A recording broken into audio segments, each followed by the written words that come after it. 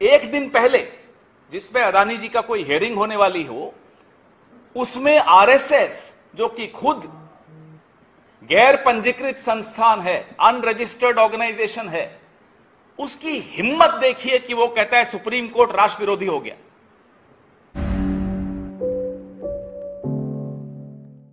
अदानी जी और मोदी जी की दोस्ती, ऐसी दोस्ती इस देश में, भाई जगताप, इस देश में एक गौतम वो थे जिन्होंने तपस्या करके बुद्ध बन गए, और दूसरे गौतम ये हैं जिनके लिए प्रधानमंत्री तपस्या करते हैं 18-18 घंटे। कमाल के गौतम है। 18 घंटे की तपस्या पिछले 8 साल 9 साल से। सेबी चुप, ईडी चुप, एसएफआईओ चुप, इनकम टैक्स चुप, और तो और प्रधानमंत्री के मुंह से तो अदानी शब्द नहीं निकलेगा। अजीब सा रिश्ता है कि उसका नाम भी नहीं ले सकते। ए जी कुछ करके बोल दीजिए, बोलिए ना, नाम तो लीजिए। और तो और राहुल गांधी जी या खड़गे साहब भी जब उनका नाम संसद में लेते हैं तो संसद से ये शब्द एक्सपंज कर दिए जाते हैं, कार्रवाई से निकाल दिए जाते हैं। क्यों?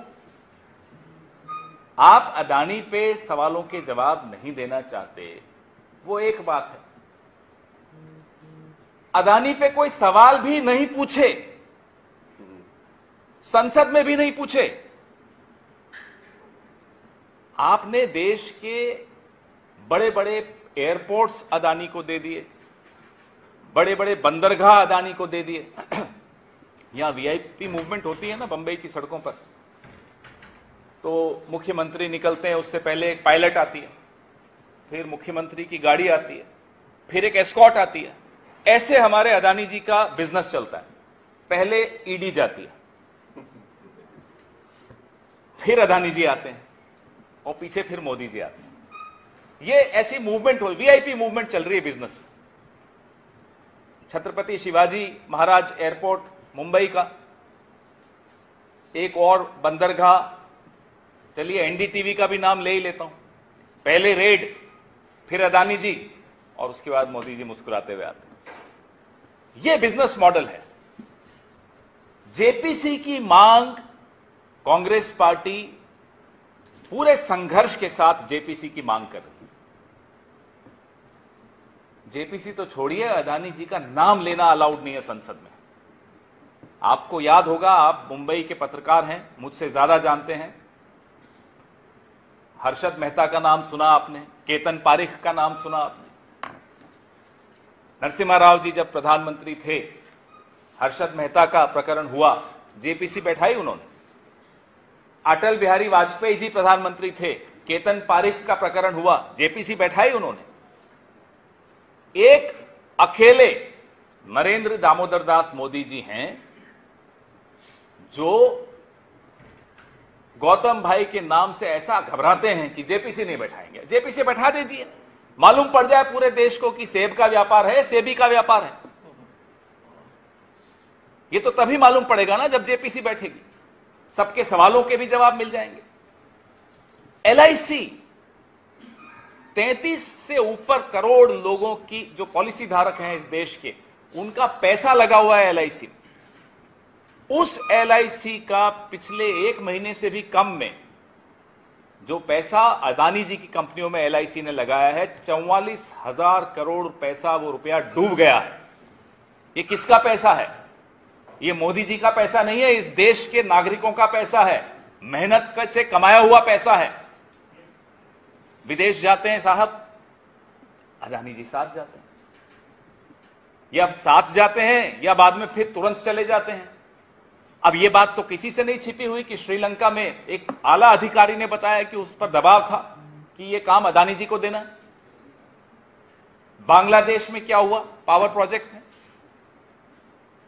एक के बाद एक आपको उदाहरण मिलेंगे। इजराइल, रक्षा क्षेत्र, बंदरगाह, हवाई अड्डे, बिजली, कोयला, कोई एक क्षेत्र, कोई एक उद्योगपति के हाथ आप इतने मजबूत कर दो, और जिसका कोई रिकॉर्ड बहुत अच्छा रिकॉर्ड नहीं है, शेल कंपनीज के माध्यम से पैसा आ रहा है, काला धन करते हुए सरकार में आए, एक वादा मोदी जी ने पूरा किया। भाई जगताप, आपको भी जानकर खुशी होगी और बधाई भी देनी चाहिए मोदी जी को कि 15 लाख आएंगे। हर खाते में नहीं आए, अपने दोस्त के खाते में सारे आ गए। 15 लाख करोड़ आ गए। 15 लाख करोड़ आ गए। तो शेल कंपनीज के माध्यम से ये पैसा कहां से आ रहा है, किसका पैसा है, कितनी शेल कंपनीज हैं, क्या ये जानकारी इस देश को नहीं होनी चाहिए? जिस देश के पॉलिसी धारकों का पैसा LIC के माध्यम से अदानी जी की कंपनियों में लगा हुआ है, उस देश को ये जानने का हक नहीं है क्या? ये किस तरह की आपकी दोस्ती है कि जो देश से भी ऊपर है, लोकतंत्र से भी ऊपर है, संसद से भी ऊपर है, JPC के भी ऊपर है, SEBI के भी ऊपर है। अदालत में आज कोई केस आ रहा है, कल RSS का स्टेटमेंट 5 जनवरी में छपा हुआ कि सुप्रीम कोर्ट राष्ट्र विरोधी ताकतों के हाथ का एक टूल बन गया। ये आप सोच सकते हो? कोई कह सकता है सुप्रीम कोर्ट के विषय में ये क्यों कहा जा रहा है? वो भी उसी एक दिन पहले जिसमें अदानी जी का कोई हियरिंग होने वाली हो, उसमें RSS जो कि खुद गैर पंजीकृत संस्थान है, अनरजिस्टर्ड ऑर्गेनाइजेशन है, उसकी हिम्मत देखिए कि वो कहता है सुप्रीम कोर्ट राष्ट्र विरोधी हो गया। माननीय सर्वोच्च न्यायालय की अवमानना तो एक छोटी बात है, तो उससे भी बहुत गंभीर संगीन जुर्म किया है RSS।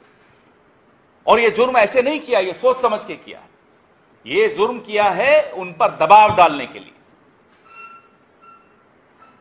हम एक जिम्मेदार विपक्ष हैं, हम उद्योगपतियों के खिलाफ नहीं हैं, हम एकाधिकार के खिलाफ हैं। We are not oppose to the corporates of this country, we are oppose to monopolies by one corporate, we are oppose to handing over the core sectors of the economy in the hands of one man.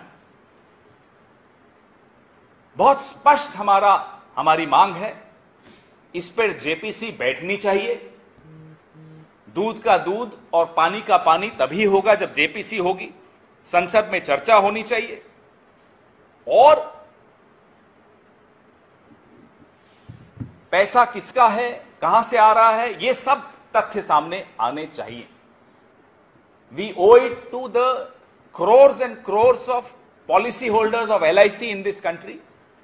We owe it to the account holders, the depositors of the SBI in this country. Australia गए साहब, अदानी जी साथ में गए, वहीं का वहीं SBI ने साहब अदानी जी को पैसा दे दिया। वहां कोल माइंस का कुछ सौदा करना। ये इस तरह का ease of doing business only for one man. करोड़ों MSMEs बंद हो गए पिछले 9 साल में। ये जो पैसा आपने अपने दोस्त को दिया बैंकों के माध्यम से और जो सुविधाएं आपने अपने दोस्त को दी, इसमें से आधी नहीं छोड़िए 1/4 सुविधाएं आप MSMEs को दे देते, इस देश का कायाकल्प हो जाता। अर्थव्यवस्था आज बड़ी तेज गति से चल रही होती। तो आप लोगों से हमारा आग्रह है, इस लड़ाई में देश का साथ दीजिए। आप देते हैं हमेशा, इसमें मुझे कोई शक नहीं है, संशय नहीं है। But we request you for your help in this mission, in this demand to seek a JPC in the Hindenburg report, in the Adani report, in his companies, source of funding, in the shell companies, in the kind of support he gets from the government and the government agencies, in the silence of the government and the agencies of the government. We owe it to every single policy holder of LIC. खबरों में बने रहने के लिए forum 4 को subscribe करें और notification पाने के लिए बेल आइकन दबाएं।